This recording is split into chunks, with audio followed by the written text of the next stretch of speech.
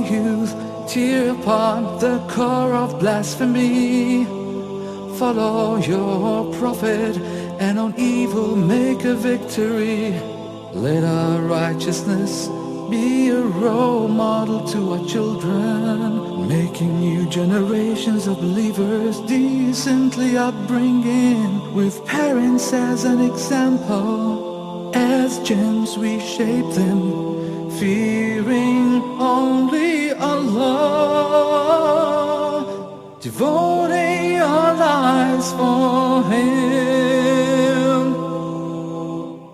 Bismillah, Assalamu alaikum, peace. Welcome to Closing the Gap. I'm your host, Omar Dunlap. We have with us, as always, Sheikh Yusuf Estes. Assalamu alaikum. Wa alaikum salam wa rahmatullah. Welcome to the show today, Sheikh. Thank you so much. Why Closing the Gap? Well, we felt that the title was appropriate because there's such a large number of issues and topics out there where human beings feel like that they're being slighted one way or the other. The gap, for instance, between the genders, the gap between the youth and the elders, the gap between various status in working, the work field, and education. The list goes on and on. So we thought that that was a good title. And then trying to provide solutions for these particular problems based on logic, common sense, and of course what Islam teaches us about it. Very good. Do you have a specific topic in mind today? What do we need to discuss today? I think that one of the biggest ones to start with right from the beginning is the issue of the gender gap. Men versus women. Very good. So how do you see the current situation between men and women? Well, first of all, there is a gap there because a lot of the men feel that the women are being receiving preferential treatment in certain areas, that their jobs may be in jeopardy, their careers are on the line because women are now coming into the workforce, especially ever since really the last 50 years, but even more so these days. And more women are being educated and preparing for these careers.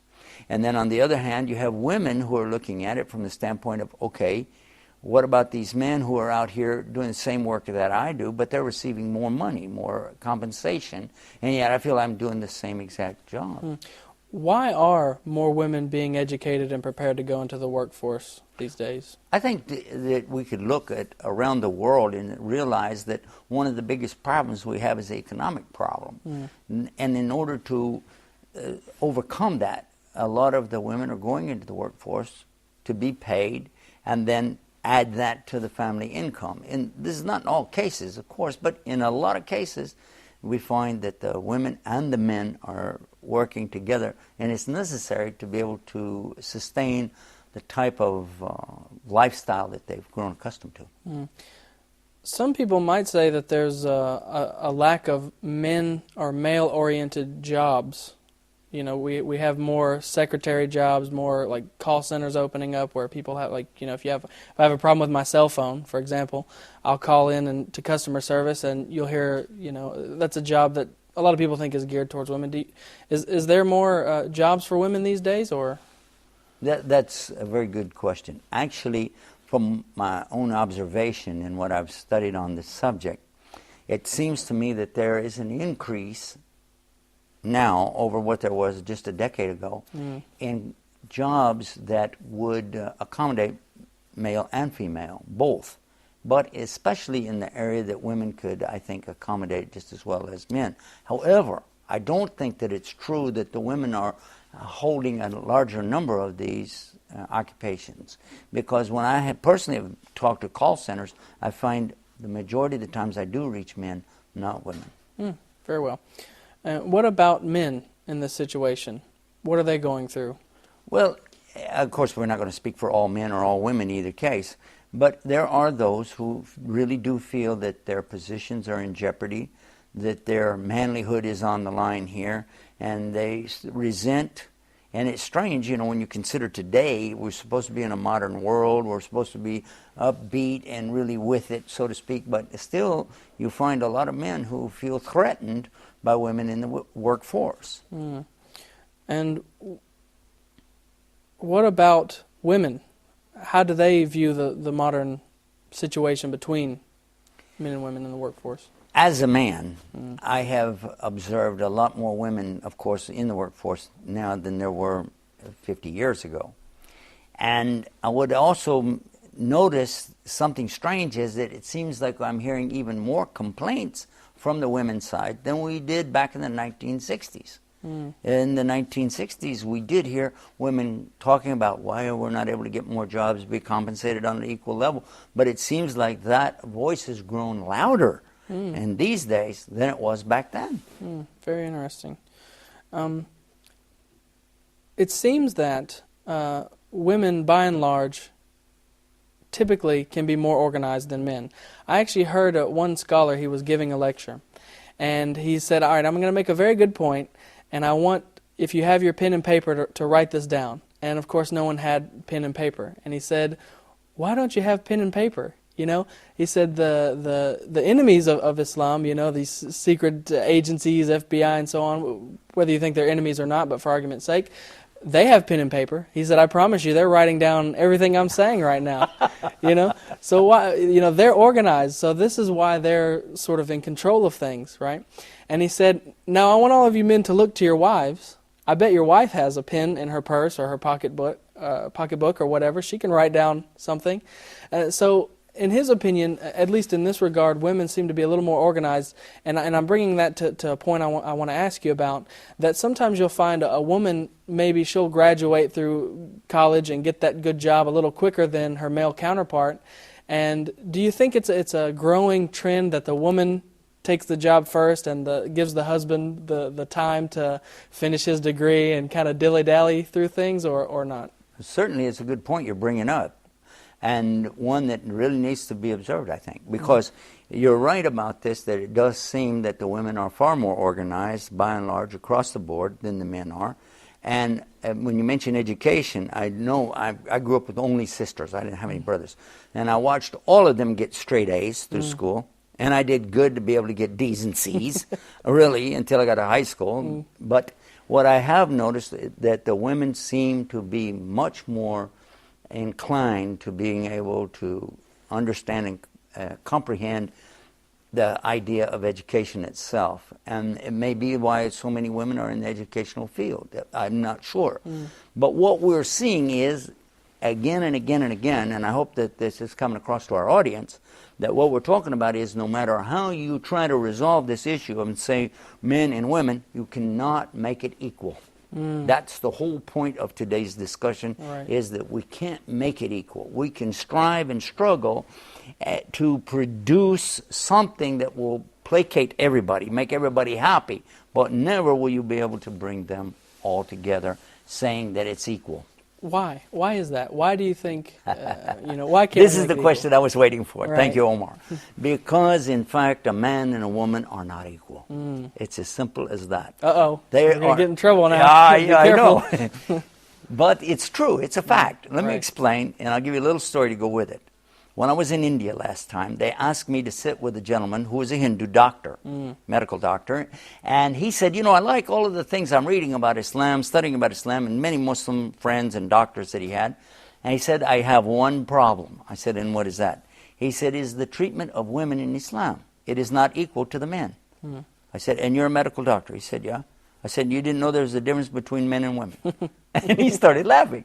I said, biology 101, you're going to find there's a difference between genders, or, the sexes.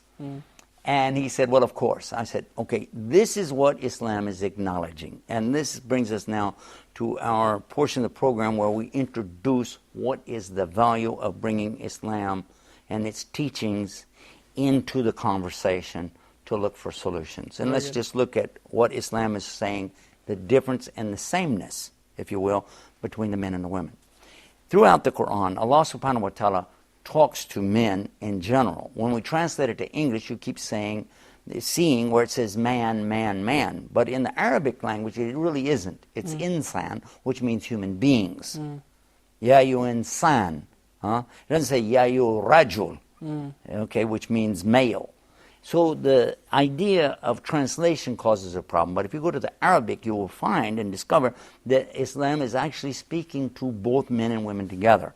There are a couple of passages in the Quran that are very emphatic about doing this, and the translators, again, because they're males, fail to observe this and have messed it up. Now, in the case where we have a female translator, this is Muhammad for Sahih International, she did an excellent job on these verses because she paid attention to the places where Allah singled this out and dealt with it. Let me give you the example that you can look up for yourself. Very good. It's easy to remember.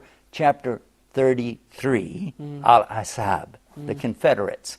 Now, in verse 35, it goes through detailing in Arabic, mu'minina wa mu'minati, muslimina wa muslimati. And what you're hearing here is the male believer and the female believer. The male Muslim and the female Muslim. It's clear when it's said like this. But in the translations, you will find that they will say the Muslim men and women, the believing men and women, the fasting men and women, the charity-giving men and women, and they say, well, the brevity of it, to sum it up. But if you're going to be true to the Arabic and the presentation of it, only this one translation, called Sahih International, deals with it in an appropriate form, by bringing both together. Because it's a setup for the next verse, verse 36, where it said it is not, and this is Allah subhanahu wa ta'ala, God Almighty telling us, it is not appropriate, it is not correct for the believing man, nor for the believing woman, that when Allah and His Messenger have decided on any matter, that they have any resentment in their heart, but that they will accept it totally, and this is it without any further discussion. This actually reminds me, this point that the verse is making reminds me of a hadith that says that the Prophet ﷺ said that no one is truly a believer until their inclination is in accordance with what I have brought. And this is something, these sorts of hadiths deal with every human being. It's not something that, no person, no human being is a believer. So in one of our programs, we're going to be, inshallah, God willing, talking about the gaps between faiths and beliefs. And we will really be able to explore that one. But in our program today, what I wanted to try to stay with is this subject of the male-female thing. Because when I was explaining this to the doctor in India, he said, I didn't catch that because I was reading only translations. I said, well, have you studied Islam? He said, actually, yes, for some years. I said, can I ask you a question? Do you know what the very first thing is that a person has to do to be a Muslim? He said it himself, Shahada. I said, okay, the Shahada is the declaration to believe that there really is only one God, and that Muhammad is His messenger, bringing that message to worship God, not what He created. He said, yes, the Shahada is number one. I said, is it the same for men as it is for women? He said, yes. I said, exactly. There's no difference. For the male nor for the female, they must say the Shahada the same way. Not a different language, not a different style. They don't have to jump up and down or anything. It's the exact same thing. Right. Okay. I said, okay, what's the second thing? Do you know? After Shahada. He said, is it the prayers? I said, yes, it is. As soon as you've said the Shahada, it's time to begin to establish the proper worship of that one Almighty God. Okay, now is that going to be the same for the male and the female? He said, you tell me. I said, well, all Muslims, male or female, have to pray 5 times a day, yes or no? He said, well, yes, that's true. And they would have to face the same direction, yes. Saying the same language, yes, yes. And they would pray every day, 5 times a day, yes, yes. All week long, yes. All month long, yes, no. That's right. Because women do not pray during their monthly cycle. He said, well, no, you're right. He said, I do remember reading that. I said, and they must not pray. At the same time, Allah will reward them as though they did pray for those 7, 8, 9 days, whatever it might be. Do they have to make those days up? No. And they're fully rewarded. Now, where is this equal? This is not equal. Is it? It's actually, they get a little extra benefit. It's made a little easier for them, you could argue.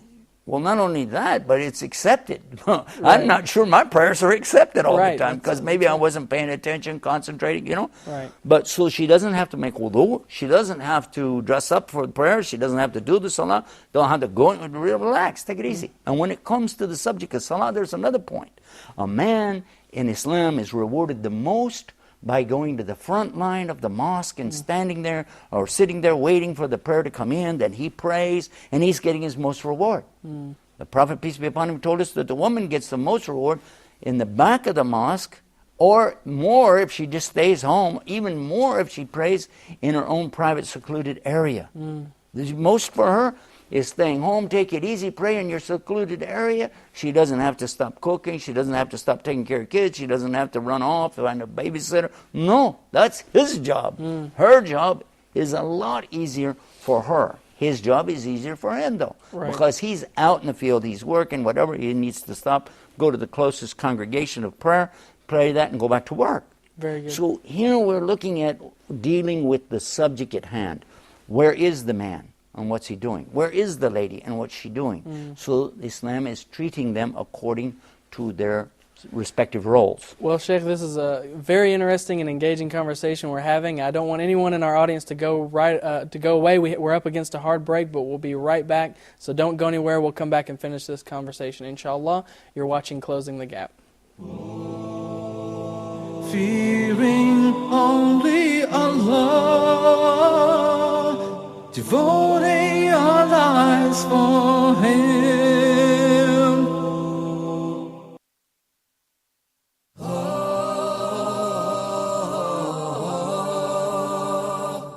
Reviewing the second rule of al-mim as-sakina. That is the letter mim.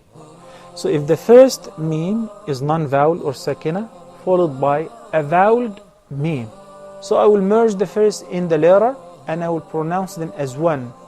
وَآمَنَهُمْ مِنْ. And we spoke abundantly on the virtues of seeking refuge with Allah from the outcast Satan. Especially for the first reciter, he's got to recite it out loud. وَالسَّمَاءِ ذَاتِ الْبُرُوجِ. أعوذ بالله من الشيطان الرجيم. بسم الله الرحمن الرحيم. فإذا جاءت الصاخة. وَإِذَا النُّفُوسُ زُوِّجَتْ. Make sure it's dhamma. وَإِذَا النُّفُوسُ. Thank you for joining us.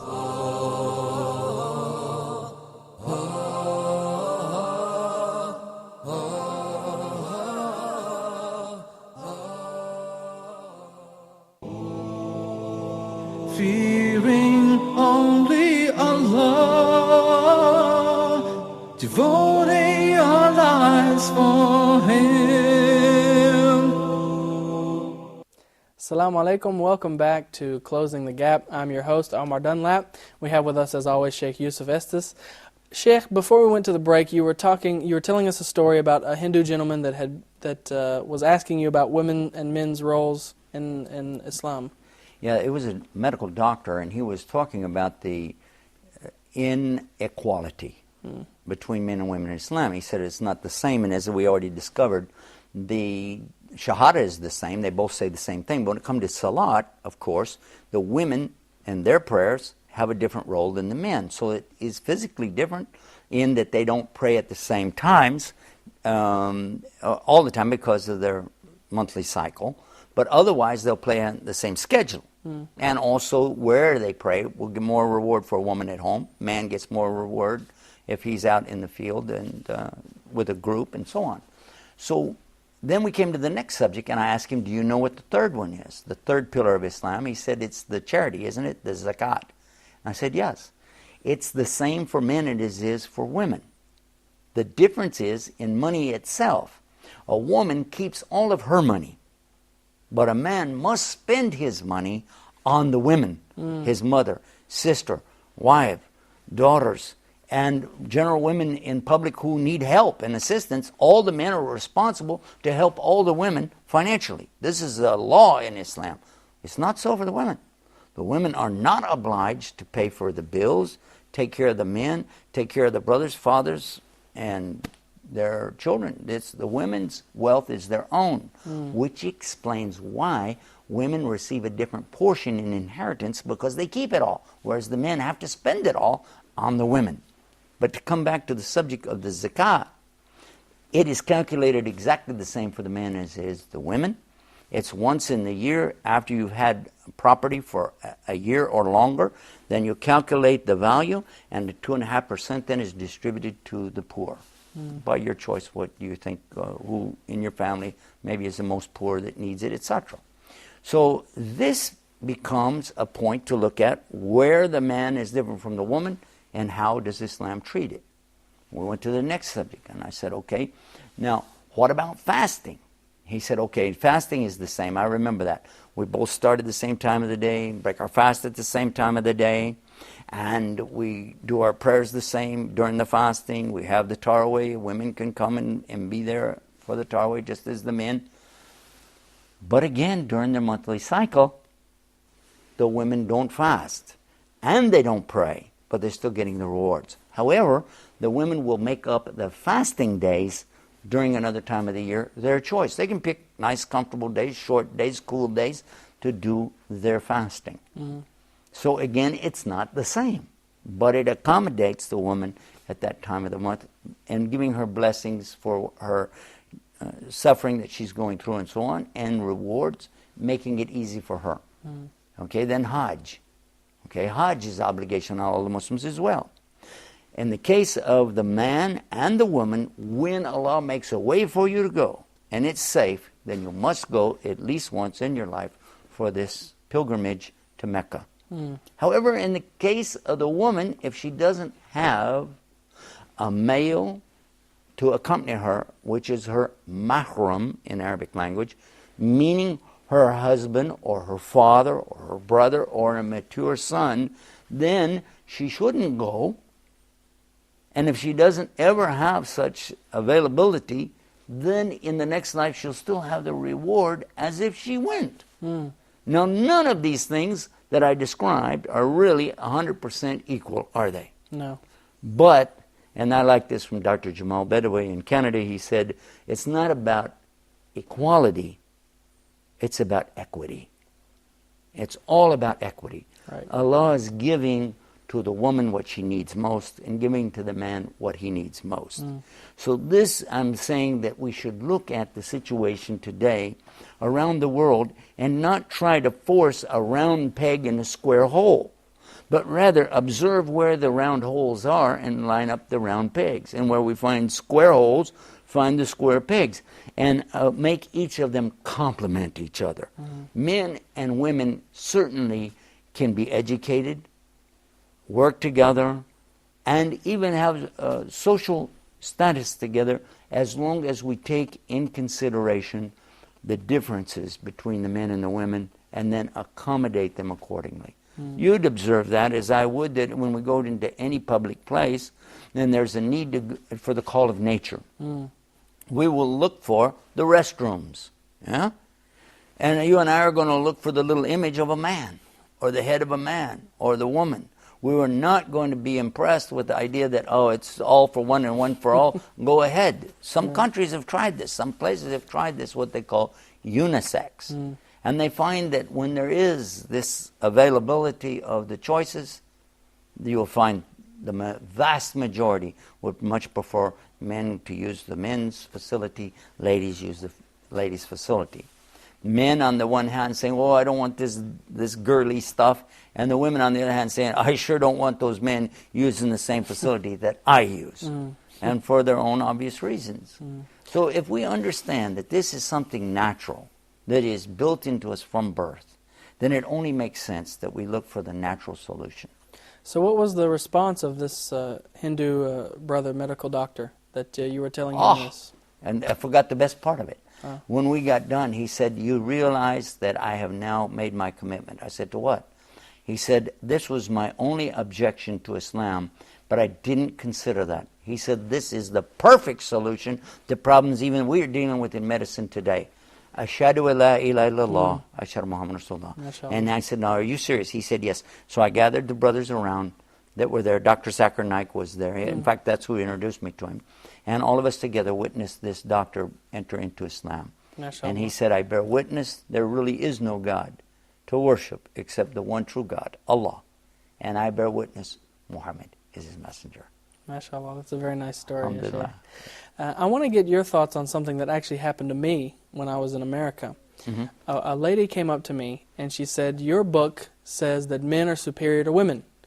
And I said, where is that? And she opened the Quran, and she had it marked it right here. Chapter 4, verse 34. And Surah An-Nisa, yeah? I believe so. I can't remember the exact number. It starts out, if you're talking about it's in the women. It's called the women. Chapter 4, verse 34. Right. It says Rajulun. Yes. Rajul. Rajul is male, not men, in the sense of mankind, but men in the sense of male specifically. And it says Rajul here. And that's very important because it says the man is having this power, kawi, over what? Over the women. But how? An-Nisa is the word women, okay? It's showing that he has the responsibility. The responsibility over the woman, not that he has the power in the sense that she has to cow down to him and that he's going to walk in and kick her around and things like this. Although some people have tried to make it appear that way, especially in translations. But obviously, if you know the Arabiya, you'll look at it, especially when you read how did Prophet Muhammad, peace be upon him, demonstrate to us to fulfill this, you find that the man has a huge responsibility. Because in addition to going out and working and bringing in the money, and it tells you that he provides for her from his own rizq. Right. He has to give from his provision to care for his family. That's his responsibility, not hers. But it goes on and it gives us a little bit more by showing us in his example that when he came home, he washed his own clothes. Right, yeah. He cooked food. He cleaned up afterwards. He helped in taking care of many of the household chores and saw that as his own duty. Not that he was doing a favor for her, but rather he's fulfilling another part of this position of power. Right. That Allah is giving him over the woman. Exactly. This is what the first thing I do whenever someone brings me a Quran verse and says, "Oh, this is the problem," you know. Being a non-Arabic speaker, I have many translations because this is the suggestion that I was given. Make sure you can verify, you know, because it's not that they're different, but someone will have a different take. The Arabic language is very multifarious. Some of the words have many meanings. And so I immediately opened up a verse from another Quran, and it said that men are maintainers of women. And it gave the footnote gave the explanation that you just gave. And I told her, let me tell you what that means. That means if the wife is a millionaire and the husband makes minimum wage, he still has to buy her groceries. That's true. Oh, then her face changed after that. Yeah, but also he has to pay the rent. Right. The utilities, to the extent that the Prophet ﷺ indicated that if a man didn't pay the bills, maybe he has the money, but he doesn't pay the bills, and she's worried the electricity's going to be cut off, the phone's going to be cut off, that she can actually take the money from his billfold or out of his account and pay that, and this is legal in Islam. Whereas he cannot touch her money. Right, yeah. I hope my wife isn't watching today. Many of the Muslims are saying the same thing. Trust me, Omar. Right. Well, unfortunately, Sheikh, that's all the time we have today. But we'll be here at the same time next week, inshaAllah ta'ala. Don't miss that episode of Closing the Gap. I'm your host, Omar Dunlap, and we hope to see you next time, inshaAllah. Assalamu alaikum. O youth, tear upon the core of blasphemy. Follow your prophet, and on evil make a victory. Let our righteousness be a role model to our children, making new generations of believers decently upbringing, with parents as an example. As gems we shape them, fearing only Allah, devoting our lives for Him.